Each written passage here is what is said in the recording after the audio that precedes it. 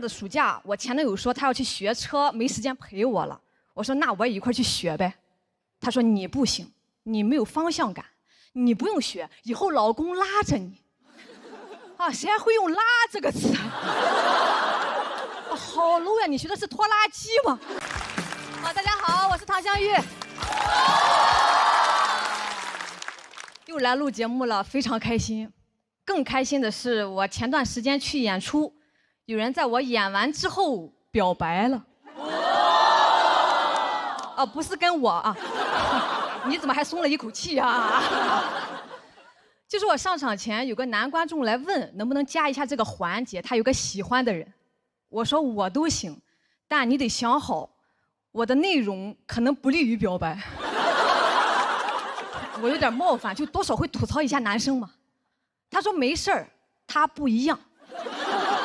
他说完这句话，我就知道他一样。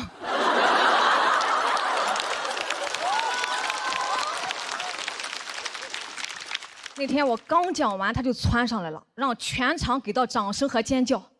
那个架势都不是 carry 全场，是 marry 全场。把女孩也叫上来了，但人家还没说愿不愿意呢，就有人起哄亲一个，亲一个。当时场面就僵住了。我讲了1个多小时，还不如这一句冒犯呢。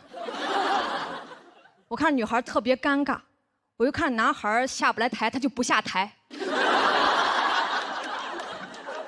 情急之下，我说那要不你亲我一个，不就是多一张嘴的事儿吗？就当我大义灭亲了。不行就亲那个起哄的，他肯定愿意呀。我看他快惨死了。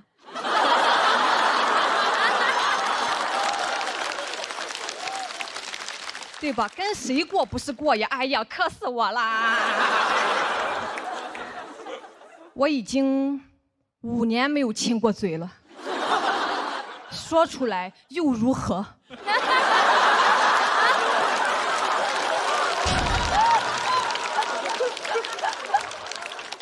谢谢你的同情。谢我一个。全是同情分啊，今天很感谢。但这一段播出之后啊，我不希望有人给我发私信说可以亲我啥的，也不要发你的嘴。我要的不是这个，也不要发别的啊。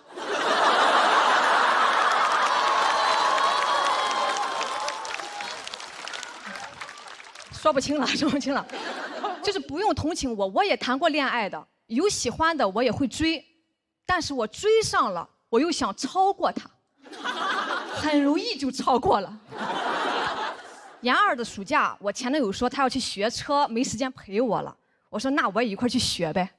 他说你不行，你没有方向感，你不用学，以后老公拉着你。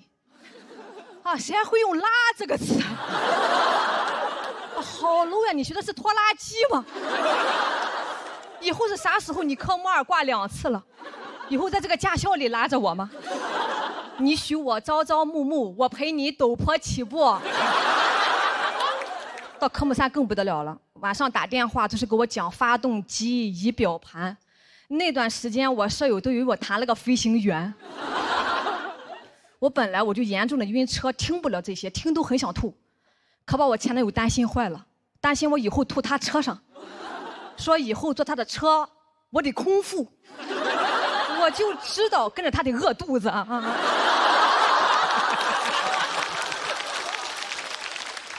我可饿不了啊！开学回去我就偷偷报了驾校。哎，我惊喜的发现啊，开车是不晕的，那刹车油门你自己掌握你就不晕了。10码的推背感，是一种空前的成就感。太快乐了，快用 vivo S30给我拍下来，快乐你就 vivo Live。我做到了，我的人生不再设限了。教练说你压线了。哎，这手机是好啊，都抓拍到了，还能把我拍得这么好看。真的太努力了，为了比我前男友早考出来，那学期的选修课我都不上了，赢才是我的必修课。我啪甩出驾照的那一刻，他当时瞳孔都扩散了。啊，超过我了？我说嗨，一脚油的事儿。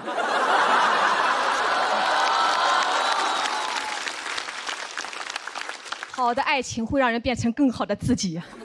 别人谈恋爱是宝宝，我要跟你幸福，我是宝宝，你服还是不服？其实他对我呢，咱们说也算是真不错啊。平常出去约会啊，他都说你啥都不用管，老公安排。安排就是骑电瓶车拉着我去吃个鸡公煲。为啥骑电瓶车呢？因为他科目3也挂了。哦，我说那要不我来骑吧，前面有挡风还能暖和一点。他说你不行，你没有方向感。啊，我都有驾照了，我没有方向感。是，我是没有方向感，你这个车都没有方向盘啊。那啥时候会让我骑呢？就是他出去喝酒，跟兄弟们就喝大了的时候，我去代驾。去2次就不太想去了，每次都喝到后半夜聊一宿，一个梗都没有。我就会忍不住接梗，这就形成了最初的开放麦模型。我一接就炸，哐哐炸场，一顿饭下来我专场都有了。好的爱情会让人变成更好的自己啊。但回来路上，前男友很不高兴了，连我的腰都不搂了，倔强的撑着车架子。他说：“你乖乖的坐着听不行吗？那是你的场合吗？拍你好几下了，让你少说话。”我说：“你早说呀，我寻思我讲得好，你给我拍灯呢。”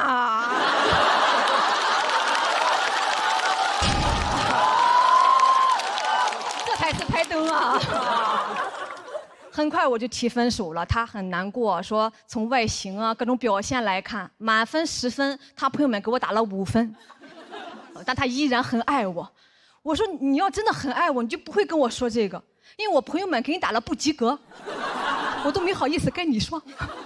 我也是真不错，随便一表现就得了5分，怪不得后来我的专场在豆瓣9.5分。说出来太爽了。这些年吧，男人没留下，留下了一身本事，所以这一篇也算是一封感谢信吧。最近又想长本事了。正好有一个恋综联系我，但同时也想联系我的前男友，是那种在前任上的恋综，前任看着我谈恋爱，这也太刺激了。我想去，好久没骑电瓶车了，所以这一篇也算是一封邀请函吧。你在看吗？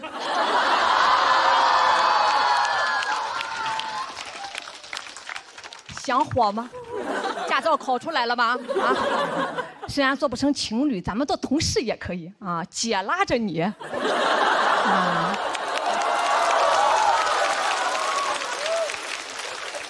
到时候你也是啥也不用管，你就乖乖的，你少说话就行了。好，谢谢大家，谢谢。谢谢唐湘玉的表演。投票倒计时，3、2、1，请锁票。再次谢谢湘玉，谢谢大家，谢谢老师。很有意思，天真姐听得点头了都。我也在想象他上恋综是什么样子。我也很期待。是真的有邀请你吗？是有来聊过，但前男友真拿不出手。我就说我要不上点那种就是不带他的那种吧。对啊，我觉得你上恋综应该会蛮精彩的耶。但是我怕人以为我是去找素材的，就不真心跟我谈了。那你是去找素材的吗？我其实也是，你知道吗？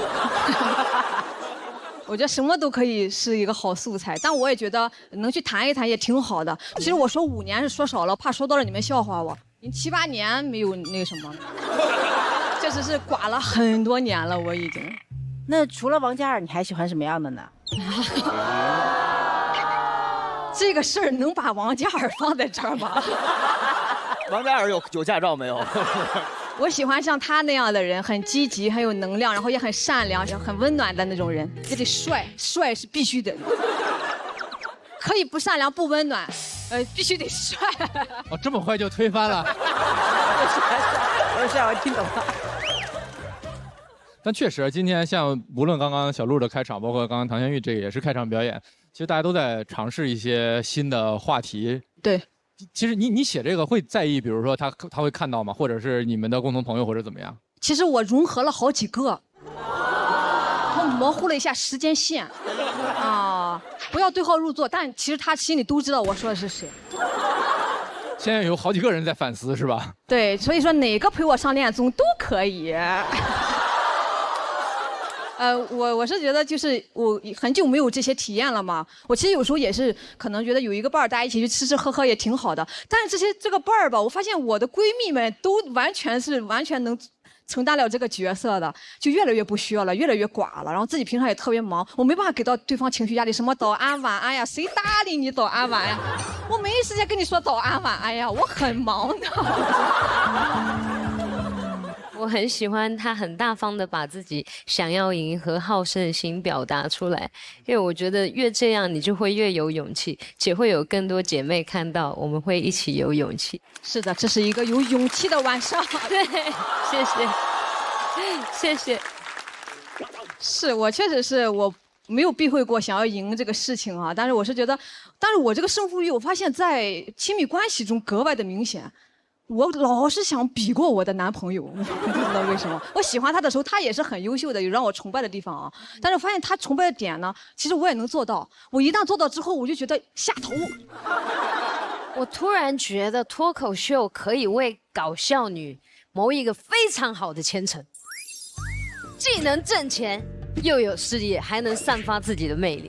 是，所以我觉得脱口秀非常的，还有单口喜剧啊，单口喜剧非常的适合我们女孩子。我觉得妹子你站在台上真的很自信，而且你不用看任何的提词器，都在你的脑子里，非常自信的在迈出每一步，非常好，祝福你，妹子。谢谢岳云鹏老师。大林呢？我就觉得是这样的，尤其是今天，就是所有的晋级的选手们，包括刚才小陆姐，然后唐老师也都是，就是他们，这一季好像大家都是不管不顾了，啊，就是想什么我就说什么，就是因为我特别担心您在上一季有了一些成就之后呢，可能就稍微的，就是我和之前不一样了，好多东西我可能不要再去说了。但是我今儿听到您还这么如此真实的，可能更多的这些话还能愿意掏心掏肺跟我们大家说，我觉得起码没把我们当外人。那肯定不是外人，咱从喜单一咱们就是老相识了嘛。对对对对，当年的老朋友了。可不嘛，36季这2季都在这儿呢，是吧？是，希望后边3季4季咱们还能在一块儿。当然。行，谢谢大家给我这个段子的反馈，谢谢你们，谢谢你们。好嘞，那我们谢谢唐湘玉的表演，她也获得了气氛组的4票满票。还是不公布他的票数，我们等第一个晋级结果产生的时候再揭晓。请你前往等待区入座。哎，南瓜，一会儿拍完咱们去干嘛？你啥也不用管，南瓜能安排。你这个话有点耳熟啊，你今天不会是骑电瓶车来的吧？你怎么知道？不是吧？不是带你去吃鸡公煲，是带你拍美照。哎，我看看，可以啊，南瓜，你果然跟那些人不一样，还知道用 vivo S30，快给我来一张。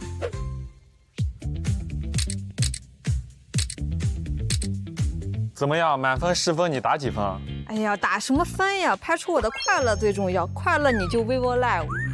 天哪，我咋这么好看呀？哎呀，你这5年没亲嘴，全攒给手机了。那紧接着的下一位演员，其实是大家很熟悉的名字，但是有可能是一个很新鲜的面孔啊！我们掌声有请南瓜。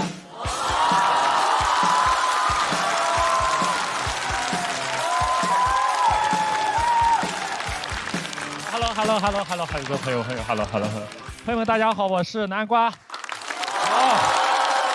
大家还认识我吗？认识了，谢谢大家。我现在瘦下来之后，感觉自己年轻了很多哈。我现在偶尔会涂个素颜霜，修个眉毛。在上海，大家都说我精致，我把照片拍下来发在我的家族群里，我大舅说我是狐狸精。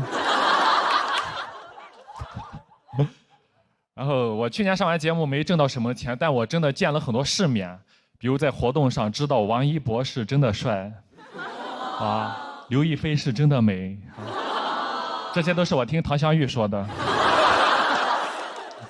我的朋友走了起来，我知道我很平庸，没什么进展，我上限不高，每次比赛都讲一些外卖小笑话、外卖趣事，大家觉得挺有意思的，但也就那样。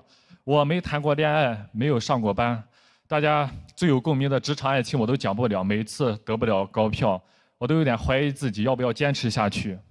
直到1个月前一场演出，它彻底治愈了我，是一个骑手平台组织的，现场来了500-600个外卖骑手。我从来没有讲过那么炸的现场，我说啥他们都笑，我说保安垃圾、外卖平台垃圾，他们站起来给我欢呼。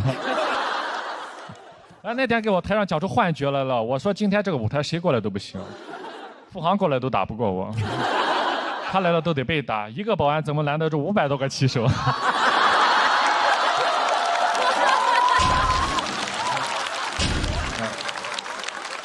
我真的羡慕有些朋友们，就朋友们走了起来，红气养人，状态都不一样了。我只能靠我自己养了。我在家里我自己偷偷买了防晒霜，因为我送外卖，皮肤又粗糙又黑，我刚涂防晒，假白特别严重，我还修了眉毛，就很辣眼睛。朋友见了说：“你咋这样？你怎么变成这个样子？”在他们心中，我都是那种光头胖胖的那种鲁智深形象。说你不应该去倒拔垂杨柳，怎么研究起了半永久？我每次出去，他们都笑话我，那我就不出去了。我说这防晒霜不行，它只能防太阳光，它防不了朋友嘲笑的眼光。偷偷的在小某书搜了美容护肤，小某书也懵了，3年了，你终于知道我是干什么的了。给我推的3个月变美计划，100天提升颜值，重建自己，重塑自己，做自己的女娲。戒糖加修护半年，素颜已达 next level。我很激动，满满的干货，点进去全都是卖货的。但我相信，我就买了，因为我想恋爱，我想变美，我就在里面买了胶原蛋白、维 C、维 B、花青素、葡萄籽、益生菌、鱼油。我真的买了一大堆药，一天吃1把药，感觉吃药都吃饱了。每天在肚子里面炼丹，练的什么丹？练的30年从没谈过恋爱的孤单。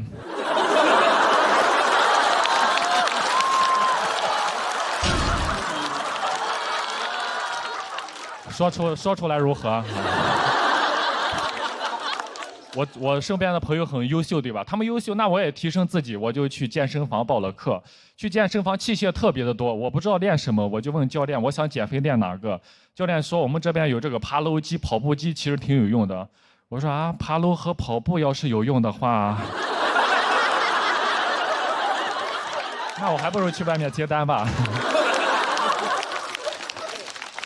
我的朋友真的太优秀了，他们不停的成功，越成功我就在健身房对自己练得越狠。我最好的2个朋友，他们一起走红毯那个月，我瘦了30斤。我那2天去健身房一蹶不振啊，我一蹶不振。教练见了我，你今天也没怎么上强度，怎么这么酸呀？我说肯定酸呀。他们不停的成功，那我就不停的练，不停的瘦，我最后把自己练的体脂率只有9%。太低了，我说你们不能再成功，我不能再练，再这样下去，我还没走上红毯就先盖上白布了哈。最后练到自己减了60多斤，什么感受？我再去演出，再去开放麦，已经没有人在乎我的内容了。他们在 report 里没有人说我段子的，都说南瓜好瘦，南瓜怎么瘦成黄瓜了？南瓜怎么瘦下来有一种命更苦的感觉？我说肯定命苦呀，戒糖半年多了。然后更多的人他就私信我在评论区或者私信我，他说南瓜怎么瘦下来的，教教我。私信的人太多，根本回不过来，就每天在家里研究，都快研究成教练了。然后今年5月份我真的去考到了健身教练资格证。谢谢大家。所以我现在是一外卖、脱口秀、唢呐、健身教练4期艺人。就是大家以后不管是饿了、胖了、不开心了，还是人没了，都可以找我。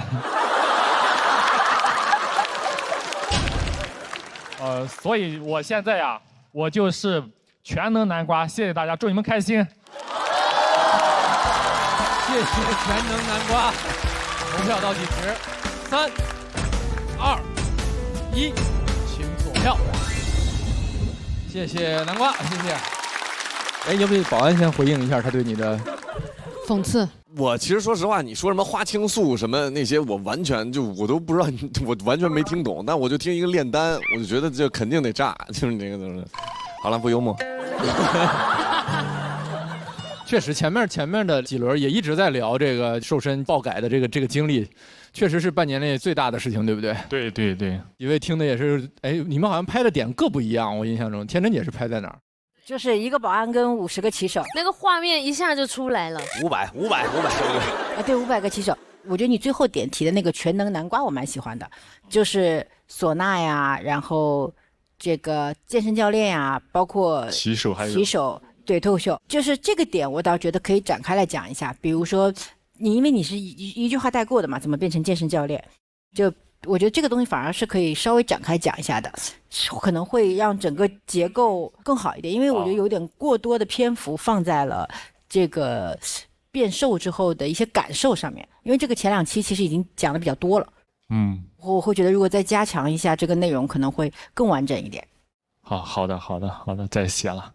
因为经常我们在比如写段子的时候，大家会觉得一个话题我讲了一个5分钟，或者是讲了一个节目之后，下次好像就没有再聊的了。但是其实南瓜能做到在一个主题下面，每次角度又不太一样。半年减60斤，你有这份毅力，你干什么都会成功的。我只会这种干苦力的。那也一定能成功。谢谢。因为去年我看南瓜确实是那样的，今年它是这样的一个小只，确实变成了一个小黄瓜那样的。贝贝南瓜，为什么呢，兄弟？到底是什么原因？就像天真姐在她那个自媒体说的那个话一样，我印象非常深刻，就是说人呀可以选择活出不一样的人生，就是体验一下，爱自己，活出自己的人生。对，就包括去健身，去考这个证，然后也就是体验一下不一样的生活吧。现在是4期1人，4期1人，可能以后是5期、6期6边形南瓜哈。我其实也挺对 rapper 感兴趣的，我后面可以再开发一下。现在就别展示了，那个很容易今天就把这个路堵死。确实，刚刚段子里不也说嘛，有好多朋友给你发私信，我也跟这些给南瓜发私信的朋友托付一句啊，听到了吗？他要开始收费了。